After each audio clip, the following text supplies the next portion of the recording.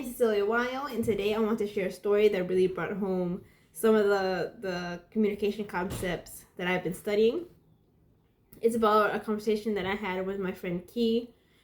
It was a moment that highlighted the importance of both verbal and nonverbal communications that helps build connections. I will break down how concept, emotion, and active listening play a huge role in effective communication. I was hanging out with my friend Key when all of a sudden she got quiet and she looked like she had a lot on her mind. When she finally broke the silence, she told me that she felt stuck. She felt like school and life was overwhelming and she didn't know what she was doing with her life. She said that everyone seemed to have a plan with either internships, dream careers, a clear path.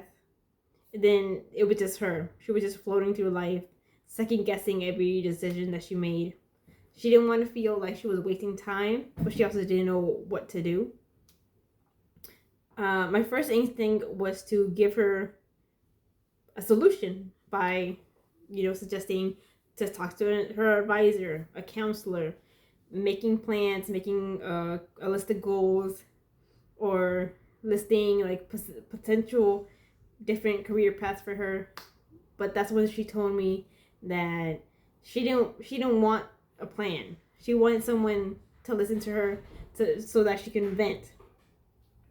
That's when I nodded and I said, I too have been feeling that same way, and it doesn't matter what I do, it's not going away. It feels like I'm stuck also in everyone else that I see or like or friends with me or I see on Instagram or any other social media that are the same age as me have already figured out their life. And at that moment I noticed that he looked a little bit more relaxed and looked a little bit more relief. Because she said, I'm glad I'm not alone, and I'm glad I'm not the only one that feels this way. It helped me too, because I thought I was alone too. This experience reminded me of some of the key ideas from my studies, and the textbook reflect and relate an introduction to interpersonal communication.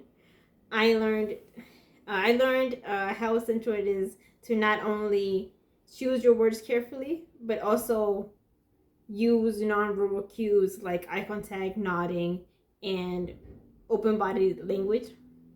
These nonverbal signals can often speak louder than words, conveying empathy and understanding.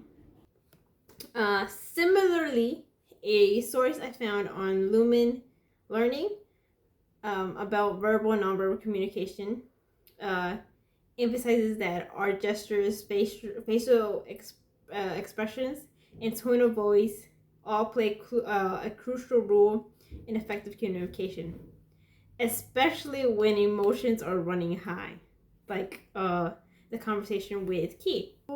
Vulnerabilities. By being fully present and sharing my vulnerabilities, I was able to create an environment where Key felt truly heard and understood.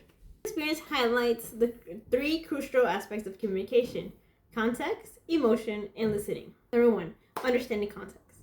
Effective communication depends on understanding the other person's background, personality, and worldview.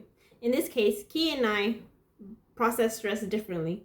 While I focus on solutions, Key needed emotional support in that moment. Recognizing this can help us respond appropriately. Number two, recognizing emotions. Emotional validation is key in relationships, especially friendships. When someone shares their feelings, they want to be acknowledged and understood. Skipping over emotions and jumping into problem solving can make another person feel unheard. Number three, active listening. Listening isn't just about hearing words. It involves engaging fully in the conversation. That means verbal and nonverbal cues to help show understanding and support. Here are some strategies to help improve listening skills. Number 1, pause before offering advice. Before jumping in with solutions, take a moment to consider whether your friend needs advice or just someone to listen. Number 2, use validation statements. Saying things like, I understand how you feel, and that sounds really tough, can make a big difference between helping someone, feeling heard, and making them feel not heard. Number 3, be mindful of nonverbal communication. Maintain eye contact, nod, and use facial expressions to show engagement. Put away distractions like phone to be fully present in the moment. Number 4, ask clarifying questions. If you're unsure how to support your friend, ask them, do you want me to give advice? Or do you want me just to listen? Or do you want me to give you advice and listen? You tell me what you need. In conclusion, at the core of meaningful relationship is the ability to truly listen. When we prioritize listening over problem solving, we create deeper connections in supportive environments where people feel valued and heard. So here's a challenge for you. Next time someone shares their feelings with you, focus on listening first, then reflect on how it changes the conversation. Thank you.